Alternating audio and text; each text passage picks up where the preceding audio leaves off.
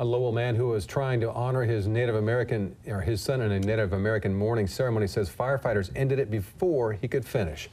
Thank you for joining us tonight. I'm Matt Templeman. And I'm RENEE McCullough. Firefighters say they were just doing their job. KEZI 9 News reporter HOEHN joins us live in the newsroom to tell us why he's upset and why firefighters say they had no other choice. It's our top story tonight at 6 o'clock. Now? RENEE and Matt, it's been just over a year since Jack DEVEREAUX lost his son Garrett. And when the anniversary of his death rolled around, DEVEREAUX felt it was finally time to give him a proper goodbye. But he says now he's not so sure he'll get the chance. Jack DEVEREAUX says he spent the last year keeping his family afloat after his 20-year-old son, Garrett, died. In the process, he reconnected with his native heritage and wanted to hold a special burning ceremony. And the sun just came out, and I was like, wow, you know, this is be a really good time.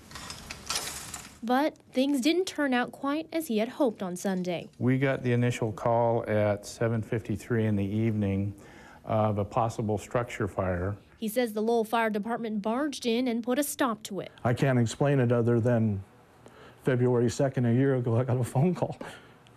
And you know, it was the worst phone call I ever got. And now I just feel like that on Sunday I relived it. The Lowell Fire Chief says he understands DEVEREAUX wanting to honor his son, but they were never notified and there were violations they couldn't ignore, including a very large fire on commercial property at night with prohibited burning materials. If we would have had any kind of evidence that this was a true ceremonial process, we would have done what we could at the time to you know, take care of the ceremony. The reason I'm telling this story is because I want people to be educated. But most of all, I just want people to respect one another for who they are and what they are.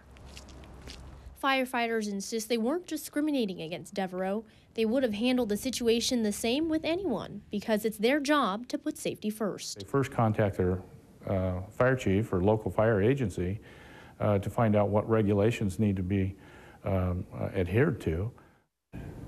The fire department insists they are willing to work with DEVEREAUX, but he needs to go through the proper channels and notify them before the ceremony.